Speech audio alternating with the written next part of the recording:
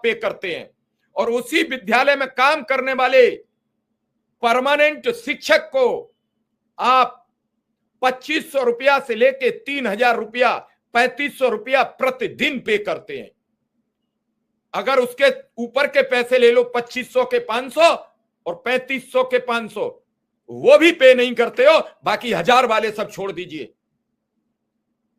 बड़ा अच्छा मौका है इस समय अदालत का, सारे पाप आज ही कट जाएंगे और बिल्कुल विधिवत कहें कि मुझे प्राइमरी एजुकेशन सुदृढ़ चाहिए, और इस प्राइमरी एजुकेशन में पूरे प्रदेश के अधिकारी, कर्मचारी, नेता, अभिनेता, सबके बच्चे इस प्राइमरी स्कूल में पढ़ेंगे।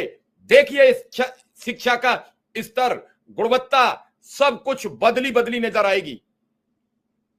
जिला अधिकारी का बेटा प्राइमरी में जाएगा, उन्हें चिंता होगी कि मेरे बच्चे को पढ़ाने वाले शिक्षक को भरपेट मानदेय मिलता, वेतन मिलता है कि नहीं मिलता है।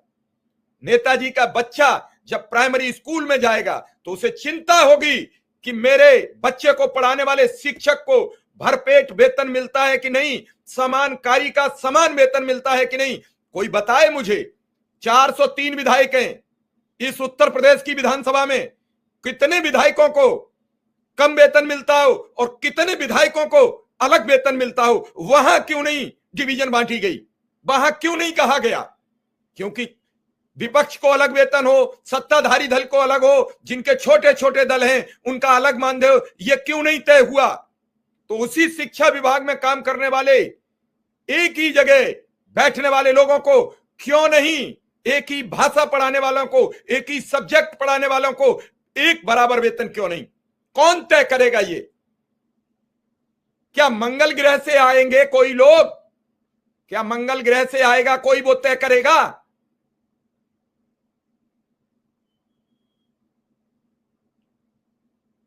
– 2017 में सर्वोच्च अदालत निरस्त कर देती है और उसके बाद आज तक कोई इन शिक्षा मित्रों को चिमटे से नहीं छू रहा है।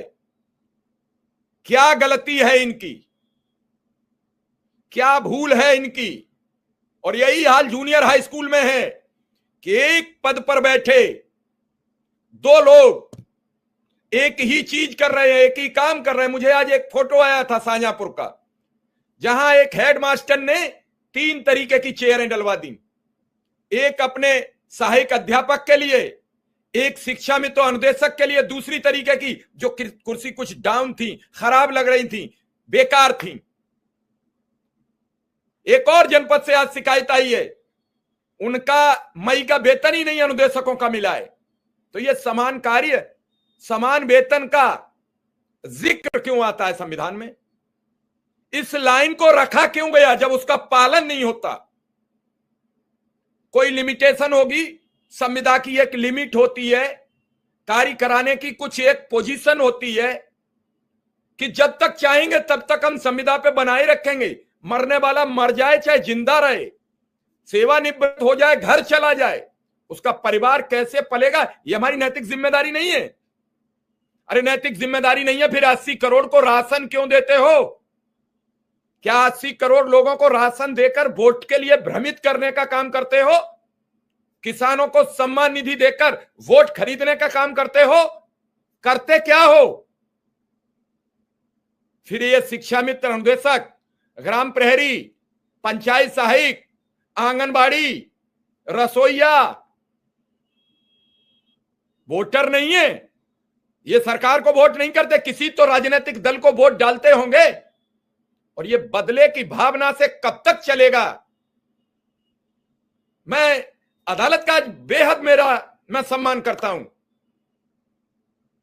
कि आपने ये कहा छोटे बच्चों के भविष्य का मामला है, तो माननीय जज साहब जो इस केस की सुन रहे हैं, अपील सुन रहे हैं, इस केस को सुनवाई कर रहे हैं, जिन्होंने ये सवाल किया, वो क्यों नहीं ये सवाल साथ में जोड़ देते कि गुणवत्ता परक शिक्षा क्या 300 रुपया वेतन पाने वाला दे पाएगा?